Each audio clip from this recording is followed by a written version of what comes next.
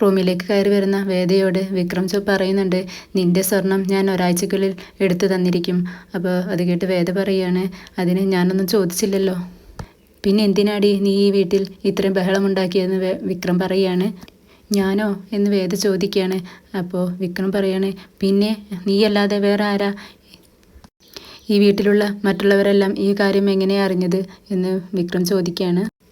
അത് ശരി, അപ്പോൾ വള കാണാനില്ലെന്ന് ഞാൻ പറഞ്ഞത് അതായോ ഇപ്പോൾ കുറ്റം എന്ന് വേദ ചോദിക്കുകയാണ്. ഈ വീട്ടിലുള്ള എല്ലാവരും എന്നെ തള്ളി പറഞ്ഞപ്പോഴും എൻ്റെ അമ്മ മാത്രമാണ് എൻ്റെ ഒപ്പം ഉണ്ടായിരുന്നത്. നീയായിട്ടിപ്പോൾ അതും ഇല്ലാതാക്കിയില്ലേ എന്ന് വിക്രം പറയുകയാണ്.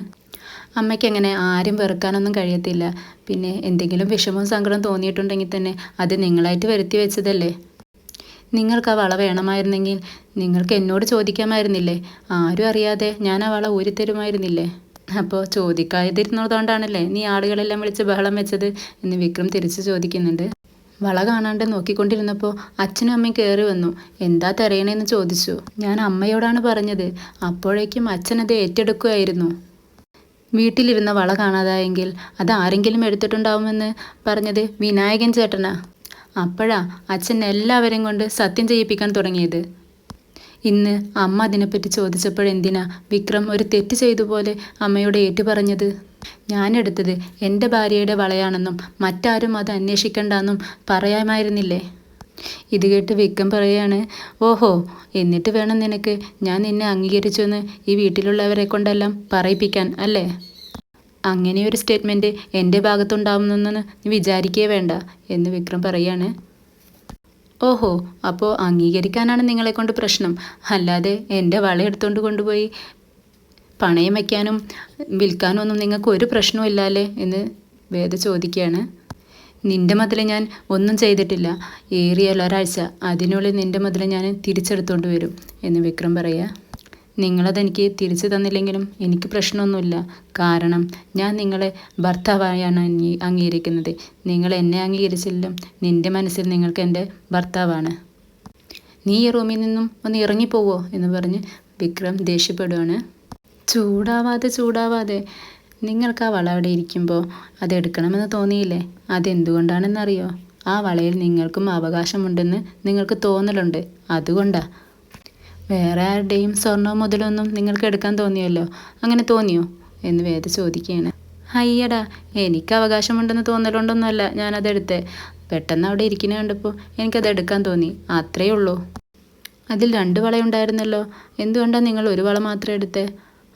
അതെ, എനിക്ക് ഒരു വളയുടെ ആവശ്യം ഉണ്ടായിരുന്നുള്ളൂ, അതുകൊണ്ട്. ഓ, അപ്പോൾ നിങ്ങൾക്ക് എന്തോ അത്യാവശ്യമുണ്ട്, അതുകൊണ്ടാണ് അതെടുത്തത് അല്ലേ?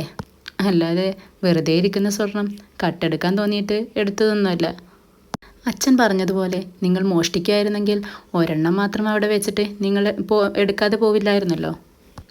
അല്ലെങ്കിലും 10 ലക്ഷം രൂപയിൽ ഒരു നയാ പൈസ കുറയാതെ എൻ്റെ വീട്ടുകാരുടെ മുഖത്തേക്ക് എറിഞ്ഞു കൊടുത്തതല്ലേ. അങ്ങനെയുള്ള നിങ്ങൾ എൻ്റെ സ്വർണ്ണം എടുക്കത്തില്ലെന്ന് എനിക്കറിയാം. അതെനിക്കറിയാം. ഏതെങ്കിലും ഒരു നല്ല കാര്യത്തിനാവും നിങ്ങളത് എടുത്തിട്ടുണ്ടാവുക എന്ന് വേദ പറയുന്നുണ്ട്. എന്തായാലും ഇങ്ങനെയെല്ലാം സംഭവിച്ചു പോയി, ഇനി അങ്ങനെയൊന്നും ഉണ്ടാവില്ല. എന്താ പോരെ എന്ന് വിക്രം പറയുന്നുണ്ട്.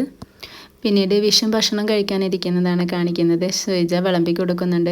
അപ്പോൾ വിശ്വം പറയാണ്, ഒരു 2 ദോശം കൂടി ഇങ്ങോട്ട് ഇട് ശ്രീജ, ഇതിൽ ഇത്രയും ബാക്കിയുണ്ടല്ലോ, എന്തിനാ ഭക്ഷണം വെറുതെ വേസ്റ്റായി കളയുന്നത്? അപ്പോൾ ശ്രീജ പറയുന്നുണ്ട്, ഇല്ല, ഇവിടെ മറ്റുള്ളവരും കഴിക്കാനുണ്ട്, വിക്രമും വേദയൊന്നും കഴിച്ചിട്ടില്ല.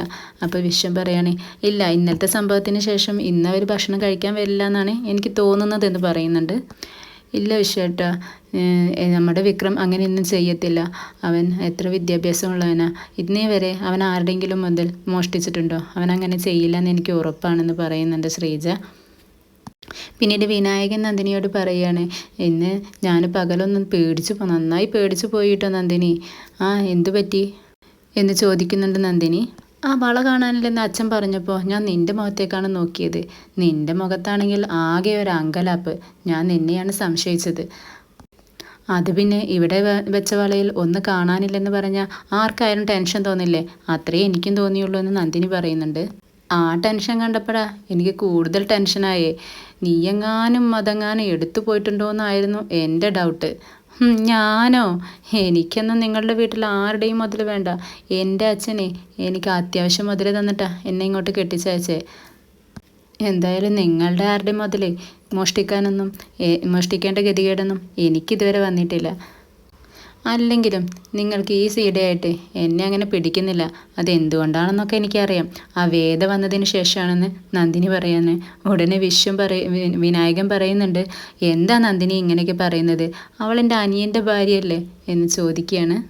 എന്തായാലും എന്നെപ്പോലൊരു ഭാര്യയെ കിട്ടിയത് നിങ്ങളുടെ ഭാഗ്യ എന്നങ്ങ് വിചാരിച്ചോളൂ എന്ന് പറയാണ് നന്ദിനി.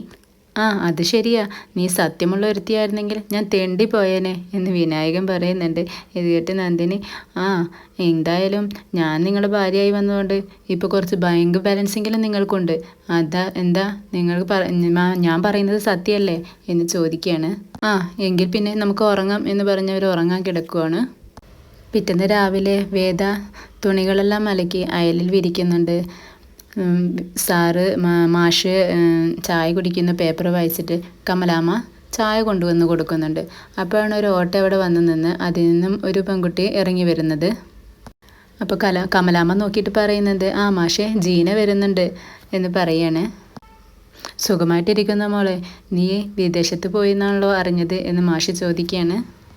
വിസയൊക്കെ ശരിയായതാ, അപ്പോഴാ അമ്മയ്ക്ക് അസുഖം വന്നത് എന്ന് ആ പെൺകുട്ടി ജീന തിരിച്ചു പറയുന്നുണ്ട്. അയ്യോ, അമ്മയ്ക്ക് എന്ത് പറ്റി? ഞാനൊന്നും അറിഞ്ഞില്ലല്ലോ എന്ന് കമല ചോദിക്കുന്നുണ്ട്. അപ്പോൾ ജീന പറയാണ്, അത് അമ്മയ്ക്ക് പെട്ടെന്ന് സുഖമില്ലാതായി. വയറ്റിലൊരു മുഴ, അത് ടെസ്റ്റ് ചെയ്തപ്പോൾ 3rd സ്റ്റേജ് ആയിട്ടുണ്ട്. എങ്ങോട്ടും സ്പ്രെഡ് ആയിട്ടൊന്നുമില്ല. പെട്ടെന്ന് തന്നെ ഓപ്പറേഷൻ വേണമെന്ന് ഡോക്ടർ പറഞ്ഞു. അപ്പോൾ എൻ്റെ കയ്യിൽ ക്യാഷ് ഉണ്ടായിരുന്നില്ല. അപ്പോഴാണ് എനിക്ക് പെട്ടെന്ന് വിക്രമൻ ചേട്ടനെ വിളിക്കാൻ തോന്നിയത്. അപ്പോഴാണ് വേദ അപ്പുറത്ത് നിൽക്കുന്നത് ജീന ശ്രദ്ധിക്കുന്നത്. അപ്പോൾ വേദയോട് ചോദിക്കും, നമ്മൾ ആദ്യമായിട്ടാണല്ലോ കാണുന്നത് അല്ലേ എന്ന് പറഞ്ഞിട്ട് ജീന ചോദിക്കുന്നുണ്ട്, വിക്രമൻ ചേട്ടൻ എവിടെ? അപ്പോൾ മാഷി പറയാണ്, നീ അവനുമായിട്ടുള്ള കൂട്ടുകെട്ടൊക്കെ ഒന്ന് അവസാനിപ്പിച്ചേക്ക്. അവൻ ആരുടെ മുതലാ കട്ടെടുക്കുന്നതെന്ന് പറയാൻ പറ്റത്തില്ല. അതുകൊണ്ട് അവനുമായിട്ടുള്ള കൂട്ടങ്ങ് അവസാനിപ്പിച്ചേക്കെന്ന് പറയുകയാണ്. ഇത് കേട്ട് നമ്മുടെ വേദയ്ക്കും കമലാമ്മയ്ക്കൊക്കെ ഭയങ്കര സങ്കടമാവുന്നുണ്ട് കേട്ടോ. കമലാമ്മ മാഷേ ഒന്ന് നിർത്തൂ എന്നുള്ള അർത്ഥത്തിൽ വിളിക്കുന്നുണ്ട്, മാഷേന്ന് വിളിക്കുന്നുണ്ട്. തല്ലാനും മോഷ്ടിക്കാനും നടക്കുന്നവരുടെ മനസ്സിൽ മറ്റുള്ളവരുടെ നേരെയുള്ള ദയ കാണില്ല കമല എന്ന് മറുപടി പറയുകയാണ് മാഷ്. വിക്രമൻ ചേട്ടനെ ഒന്ന് വിളിക്കുമോ എന്ന് ജീന ചോദിക്കുകയാണ്. അപ്പോൾ നന്ദിനി ഞാൻ പോയി വിളിക്കാം എന്ന് പറഞ്ഞ് പുറത്തേക്ക് പോകാൻ നിൽക്കുമ്പോൾ വേദ തടയുന്നുണ്ട്. എന്നിട്ട് പറയാണ്, ചേച്ചി വേണ്ട, ഞാൻ വിളിച്ചുകൊണ്ട് വരാം എന്ന് പറയാണ്. അപ്പോൾ ജീന പറയുന്നുണ്ട്, വേണ്ട എന്ന് പറഞ്ഞിട്ട് ബാഗിൽ നിന്നും ഒരു വള എടുക്കുകയാണ്. ഇതാ എങ്ങ് കൊടുത്താൽ മതി എന്ന് പറഞ്ഞിട്ട് വള എടുക്കുന്നത് കണ്ട് എല്ലാവരും ഞെട്ടു കേട്ടോ. എന്നിട്ട് ചോദിക്കുന്നുണ്ട്, ശ്രീജ ചോദിക്കുകയാണ്, വേദ ഇത് അതല്ലേ എന്ന് ചോദിക്കുമ്പോൾ അതേ ചേച്ചി എന്ന് വേദ പറയാണ്. അമ്മയുടെ ഓപ്പറേഷന് കാശ് റെഡിയായില്ല, പെട്ടെന്ന് തന്നെ ക്യാഷ് അടക്കണമെന്ന് ഹോസ്പിറ്റലിലുള്ളവർ പറഞ്ഞു. അപ്പോൾ ഞാൻ വിക്രമൻ ചേട്ടനെയാണ് വിളിച്ചത്. അപ്പോൾ വിക്രമൻ ചേട്ടൻ പെട്ടെന്ന് ഈ വളയും കുറച്ച് ക്യാഷും കൂടെ എൻ്റെ കയ്യിൽ കൊണ്ടുവന്ന് തന്നു എന്ന് ജീന പറയുന്നുണ്ട്. ഈ സമയത്ത് വിക്രം എഴുന്നേറ്റ് അങ്ങോട്ട് വരുന്നുണ്ട്. ജീനയെ കണ്ടിട്ട് വിക്രം പുഞ്ചിരിക്കുന്നുണ്ട് കേട്ടോ. എന്നിട്ട് ചോദിക്കുകയാണ്, ജീന നീ എപ്പോൾ വന്നു?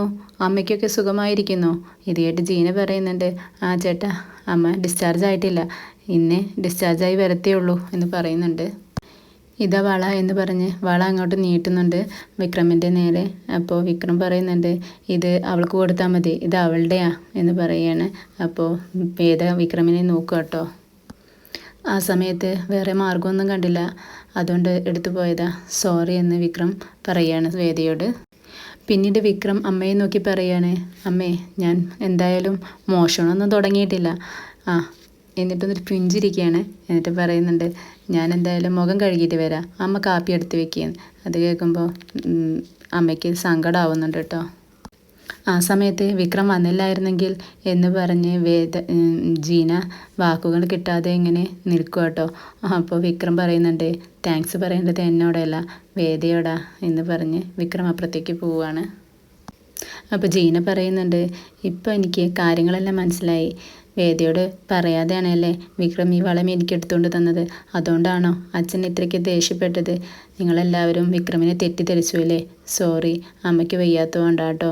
എൻ്റെ ഒരു ആങ്ങളെ പോലെ എനിക്ക് പിറക്കാതെ പോയ എൻ്റെ ആങ്ങളെയാ വിക്രം. വിക്രം നല്ല മനുഷ്യനാ. എന്തായാലും വേദയെപ്പറ്റി ഞാൻ കേട്ടിട്ടുണ്ട്. എൻ്റെ അടുത്ത് വേദയെപ്പറ്റി രാധ എന്നോട് പറഞ്ഞിട്ടുണ്ട്. വളരെ മോശമായിട്ടാട്ടോ ഞാൻ മനസ്സിൽ വിചാരിച്ചിട്ടുണ്ടായിരുന്നത്. വേദയുടെ സ്ഥാനം തട്ടിയെടുക്കാമെന്ന ഒരു കുട്ടിയാണ് എന്നാണ് വേദയെപ്പറ്റി ഞാൻ ചിന്തിച്ചിരുന്നത്. പക്ഷേ ഇപ്പം എനിക്ക് മനസ്സിലായി, നല്ലൊരു കുട്ടിയാണ് വിക്രത്തിന് കിട്ടുന്നതിൽ ഏറ്റവും നല്ല കുട്ടിയാണ് വിക്രത്തിന് കിട്ടിയിരിക്കുന്നത്.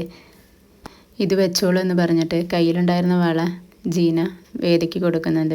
പക്ഷെ വേദ നിഷേധിക്കുന്നുണ്ട് കേട്ടോ. എനിക്കിപ്പോൾ അത് വേണ്ട, തൻ്റെ കയ്യിൽ തന്നെ നീ നിൻ്റെ കയ്യിൽ തന്നെ വെച്ചോളൂ, അമ്മയ്ക്ക് ഇനിയും ആവശ്യം വന്നാൽ എടുക്കാമല്ലോ എന്ന് പറയുന്നുണ്ട്. പക്ഷെ ജീന സമ്മതിക്കുന്നില്ല. വേദ പറയും, ഇനി എന്തെങ്കിലും ആവശ്യം വന്നാലും വിക്രമിനെ വിളിക്കുന്നത് പോലെ തന്നെ നിനക്ക് എന്നെയും വിളിക്കാമെന്ന് പറഞ്ഞ് ആശ്വസിപ്പിക്കുന്നുണ്ട് കേട്ടോ. അങ്ങനെ ഇങ്ങനെ പോവുകയാണ്. പിന്നീട് കാപ്പി കുടിക്കാൻ വേണ്ടി വിക്രം വരുമ്പോൾ അമ്മ പറയുന്നുണ്ട്, എന്തിനാ മോനെ നീ കാര്യം മറച്ചു വെച്ചത്? ഇത്രയും നല്ല കാര്യം ചെയ്തിട്ട് നിനക്കത് തുറന്നു പറയാമായിരുന്നില്ല അച്ഛൻ്റെ മുന്നിൽ. ഇപ്പോൾ എല്ലാവരുടെ മുന്നിൽ നല്ലൊരു കള്ളനായില്ലേ എന്ന് പറയുമ്പോൾ, അതുകൊണ്ട് എൻ്റെ അമ്മയും കാര്യം ഞാൻ തുറന്നു പറഞ്ഞാലും അച്ഛൻ വിശ്വസിക്കത്തില്ല. അച്ഛൻ എന്നെ ഒരു കള്ളനായിട്ടാണ് മുദ്രകുത്താൻ ശ്രമിക്കുന്നത്. ഞാൻ സത്യം പറഞ്ഞാലും അച്ഛൻ അത് അംഗീകരിക്കത്തില്ല. അച്ഛൻ്റെ മനസ്സിൽ ഞാൻ ഈ ലോകത്തിലെ ഏറ്റവും വൃത്തികെട്ട ഒരു മനുഷ്യനാണ്. അത് അങ്ങനെ തന്നെ ഇരിക്കട്ടെ അമ്മയെന്ന് പറയാണ്. ഇന്നലെ രാത്രി എൻ്റെ അമ്മ ഒരുപാട് സഹിച്ചിട്ടുണ്ടാവുമല്ലേ? സോറി അമ്മ എന്നുകൂടി വിക്രം പറയുന്നുണ്ട്. കാപ്പി കുടി കഴിഞ്ഞ് ഡ്രസ്സ് മാറാനായിട്ട് വിക്രം റൂമിലേക്ക് പോവുകയാണ്. റൂമിന് വാതിൽക്കൽ വേദ നിൽക്കുന്നത് കണ്ട് വിക്രം പറയാണ്, എന്താടോ താൻ അവിടെ നിൽക്കുന്നത്? ഇങ്ങോട്ട് വാടോ.